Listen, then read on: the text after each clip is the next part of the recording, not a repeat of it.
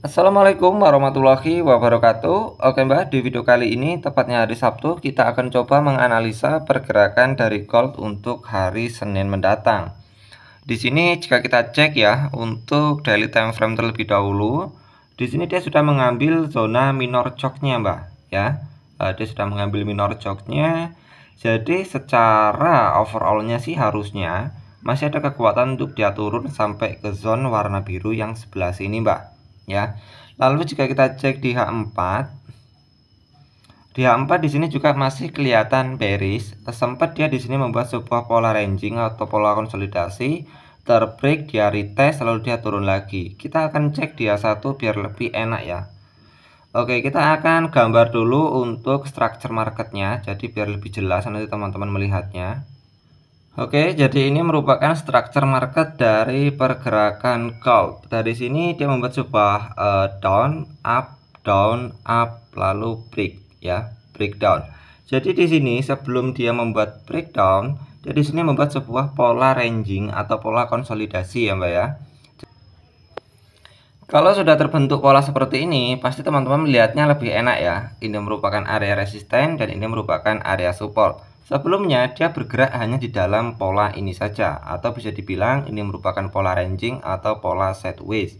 Nah, setelah salah satu pola tersebut terbreak seperti ini, nah di sini jika teman-teman sebelumnya itu pernah menonton video Simbah mengenai level SNR multi rejection, pasti kemarin tuh dapat profit bah di sini. 1 2 3, satu candlestick impulsif ya, melakukan break, maka zona ini valid asalkan masih fresh untuk kita bisa entry posisi sell. Dan di sini setelah dia masuk ke dalam zona SNR level multi rejection, dia cenderung turun ke bawah lagi. Ini jika entry di sini ke sini ya dapat lumayan agak gede kemarin. Nah, di sini selanjutnya adalah kita akan menganalisa pergerakan ke depannya itu akan seperti apa. Nah, untuk level SNR sendiri itu telah nggak fresh Mbak ya, telah terambil. Nah, kemungkinan besar zona ini atau high dari pergerakan sebelumnya ini bisa menjadi sebuah minor high atau bisa juga dibilang sebagai zona inducement ya Mbak ya. Jika pergerakan dari si gold ini akan memang beneran turun, maka kemungkinan pergerakan dari gold itu akan cenderung naik terlebih dahulu, mengambil titik dari zona inducement. Ini sudah Simbah tandai ya untuk zona-zonanya. Untuk mengambil titik zona inducement, lalu mengambil pada area ya, area entry awal dan juga entry terakhirnya. Jadi jika kita melihat Mbak ya, secara menganut ilmu SMC itu dia belum mau entry jika inducementnya ini belum terambil.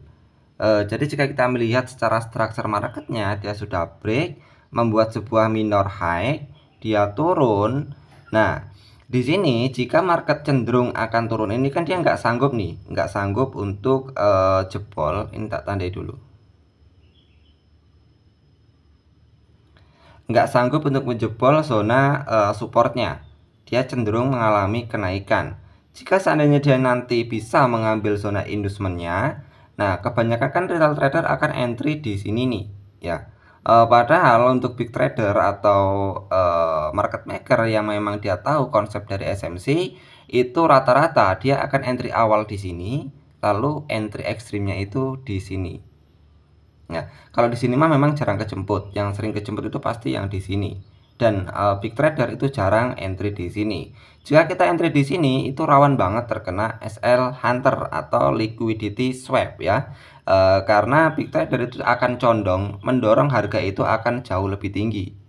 Bahkan di sini juga nanti kemungkinan juga akan ada liquidity swap untuk naik sampai ke sini agar beranggapan retail trader itu menganggap bahwa harga akan naik ya, membuat sebuah kenaikan. Tetapi jika zona rangingnya ini sudah terbreak seperti ini Mbak, itu jarang banget terjadi kenaikan langsung impulsif ya. Langsung impulsif naik ke sini atau mengambil dari zona major choke-nya. Rata-rata itu akan terjadi sebuah pola penurunan kenaikan hanya untuk mengambil inducement lalu mengambil order block di atas dari inducement. Nah, ini merupakan order block inducement. Ini order block untuk entry. Nah, jadi rata-rata mereka akan mengambil entry pada zona yang sebelah sini. Nah, jadi kalau dibilang sama-sama tahu ya kayak mana ya? Kita mengetahui cara pergerakan market dari SMC atau dari big trader. Big trader pun sebaliknya, dia tahu di mana retail trader itu akan mengambil entry posisi. Jadi intinya kita harus benar-benar menggunakan RR yang tepat ya, agar meskipun kita terkena SL ya, itu kita masih tetap profit dengan win rate yang hanya 40% saja. Makanya jika kita sudah tahu pergerakan arah big trader, yang bisa membuat kita profit itu bukan dari bagusnya metode, tetapi dari RR yang kita gunakan. Jika RR yang kita gunakan itu tepat, meskipun win rate yang kita gunakan itu hanya 40% saja, kita masih bisa mendapatkan profit, Mbak. Nah, jadi untuk teman-teman nanti di hari Senin mendatang, itu tandai dua zona penting ini di sini dan juga di sini. Ini merupakan zona krusial untuk kita bisa entry posisi sell. Tetapi jika harga nanti condong dia akan break sana, maka harga kemungkinan itu akan lanjut ke atas lagi. Tetapi harusnya sih nggak mungkin ya, karena di sini dia sudah terbreak. Minimal dia akan kemungkinan akan sampai ke sini. Mungkin akan ada sebuah shadow agak panjang dikit, lalu dia turun. Nah, ini skenario nya, Mbak ya, skenario nya dia akan turun lanjut ke bawah lagi atau melanjutkan momentum bearishnya. Atau misalkan dia memang mau naik, itu kemungkinan dari sini ini menjadi sebuah pancatan inducementnya untuk dia naik ke sini. Oke, jadi seperti ini. Jadi ada kemungkinan, ada dua kemungkinan untuk pergerakan dari gold. Ini kan dia masih cenderung naik, Mbak ya. Dia akan naik sampai ke zona entry, lalu dia laju turun.